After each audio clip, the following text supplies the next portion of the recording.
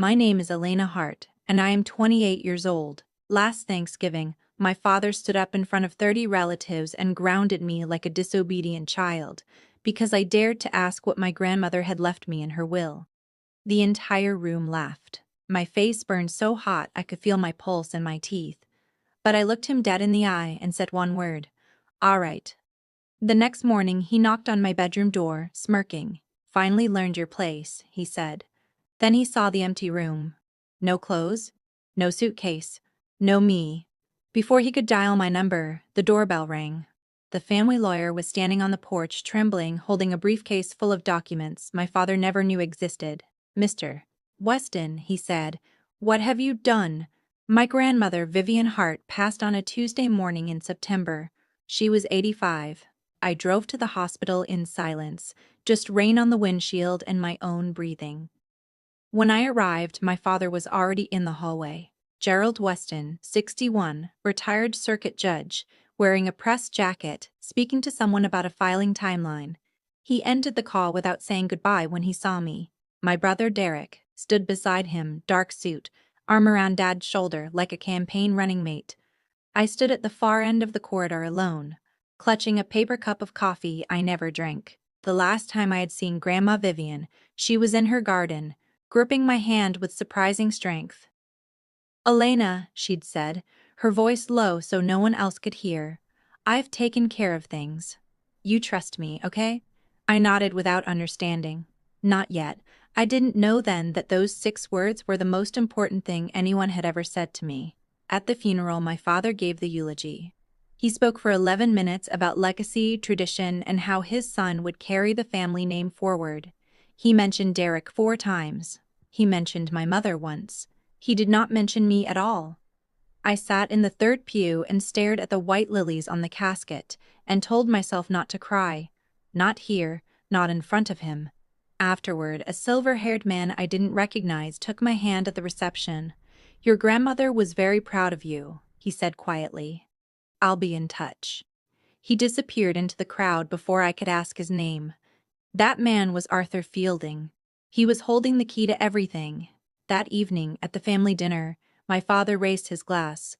"Mom left everything to me to manage," he announced. "I'll distribute the assets to the right people based on capability." His eyes settled on me. "That means you don't need to worry about any of it, Elena. Complex things aren't really your area."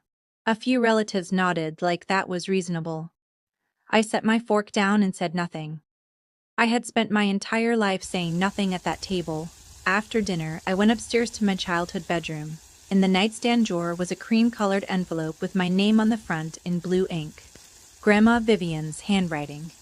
Shaky but deliberate. Inside were 2 things: a 2-page letter and a partial photocopy of a document with the header: Irrevocable Trust Agreement, Vivian Hart, Settler. Halfway down the first page, highlighted in yellow, was a single line: Beneficiary, Elena Hart. I read the letter with tears on my face. "Elena, if you're reading this, then I'm gone, and your father is already doing what I knew he would do. The original trust is with my attorney, Arthur Fielding. His office is on the north side of town. Don't show anyone this copy. Not your father, not Derek, not even your mother. Wait until the right time and Arthur will know what to do. You are always my architect, the one who builds. Don't let them tear you down. All my love, Grandma." I folded the letter back into the envelope and pressed it against my chest. For the first time in years, I felt something besides small. I sat on the edge of that childhood bed in the dark, listening to laughter rising through the floorboards below, and I thought, let them laugh, because my grandmother had written my name in ink, pressed it into paper hard enough to leave grooves, and handed it to a lawyer 17 years before I would ever need it. That is not confusion. That is love with a plan. 3 weeks later, I found an email Derek had accidentally forwarded to me. Subject line: Trust Amendment. Draft Petition. My brother had drafted a legal petition to the court requesting a change of beneficiary on Grandma's trust. The grounds cited were financial incompetence of the named beneficiary, me.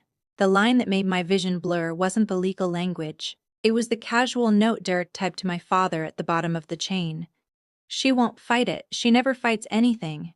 That's the beauty of it, Dad. I sat with that sentence for a long time.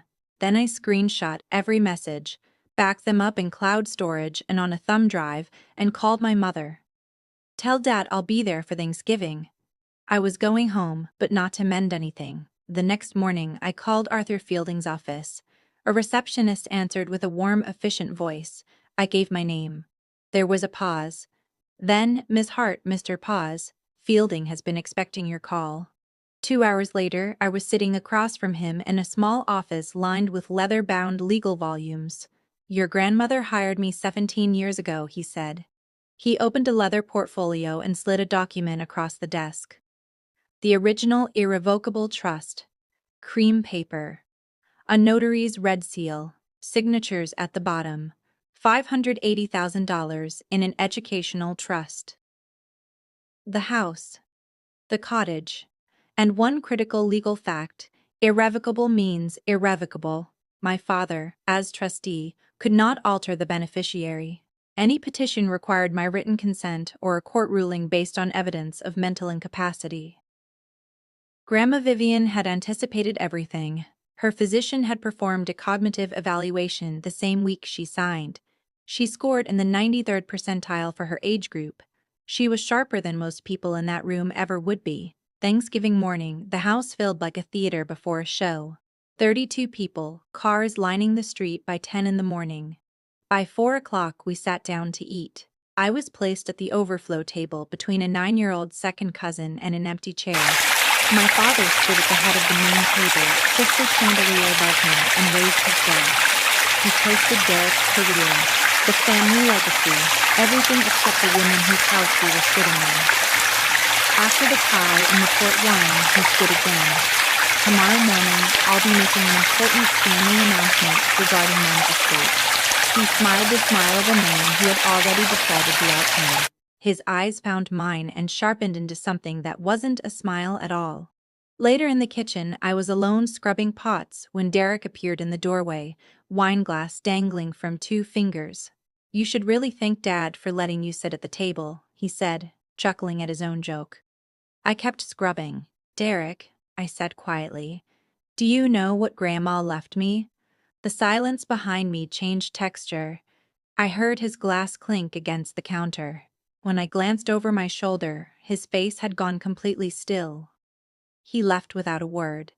10 minutes later, my father's voice thundered through the house. 32 faces stared as he pointed at me like a defendant. You threatened your brother over a will? You think you can manipulate this family? He didn't wait for my answer. You're grounded, he said.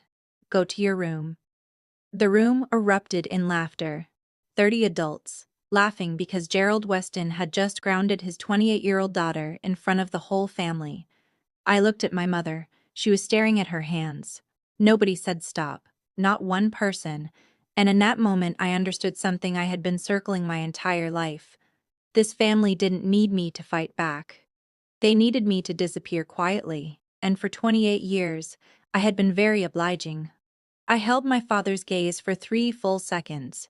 Then I said in a voice so calm it surprised even me, all right. I walked upstairs, closed the bedroom door, and called Arthur Fielding. Mr. Fielding, I need you to bring the originals tomorrow morning, 8 a.m. A pause. Then his steady voice. I'll be there. I left at 4 in the morning. No slamming doors. I packed in the dark, slid the manila folder into my bag, and walked downstairs in my socks so the floorboards wouldn't creak. I drove to a diner 3 miles away and waited for daylight. At 8 a.m., Arthur Fielding appeared on the front porch in a gray suit, briefcase in hand. My mother opened the door. The dining room went silent in stages. My father rose from his chair. Fielding set his briefcase on the table, unclasped it without sitting down, and looked at my father with the calm of a man who had never once needed to raise his voice to win. This is the home that Vivian Hart builds with her family's money, Mr. Weston. I'm here because I have a fiduciary duty to the sole named beneficiary of her irrevocable trust. My father told him to get out. Fielding read from the document anyway. Trust corpus, $580,000. Real property, the family home. And then the line that sent a gasp through the room. My father had never owned the house. He had never read past the 3 pages that named him trustee. He had lived in that house for 30 years, assuming it was his. It had never been. I walked in through the front door as Fielding finished reading the email chain aloud. 32 faces turned. My cousin in the back row gave me a small nod. My aunt straightened in her chair. She won't fight it. Fielding read. She never fights anything. That's the beauty of it, Dad. The room turned to look at Derek. His hand was frozen on his wife's arm. She quietly extracted herself and folded her hands in her lap. My father tried one last angle, softening his voice, glistening eyes. Elena, sweetheart, I was only trying to protect the family's assets. You're young. I did this because I love you. I let the silence hold 3 full seconds. You didn't do this because you love me, Dad. You did this because you've never believed a daughter deserves the same as a son. That's not love. That's control. My mother stood up, face wet, hands trembling. She looked at my father, the man she had been silent beside for 30 years. You owe her an apology. You've owed her one her entire life. He said nothing. He walked into his study and closed the door. 6 months later, the student loans were paid in full. The most satisfying check I ever wrote. The trust had been transferred into my name. The house deed was updated. Derek received a formal notice of investigation from the state bar and quietly moved into corporate consulting. My father called once. You've destroyed this family, he said. I said, no, Dad, you did. I just brought the receipts. He hung up. I haven't heard from him since. And honestly, the silence feels familiar. He was always loudest about the things that didn't matter and silent about the ones that did. My grandmother didn't leave me money. She left me proof that someone in my family saw me, the real me, and decided I was worth protecting. Not with words.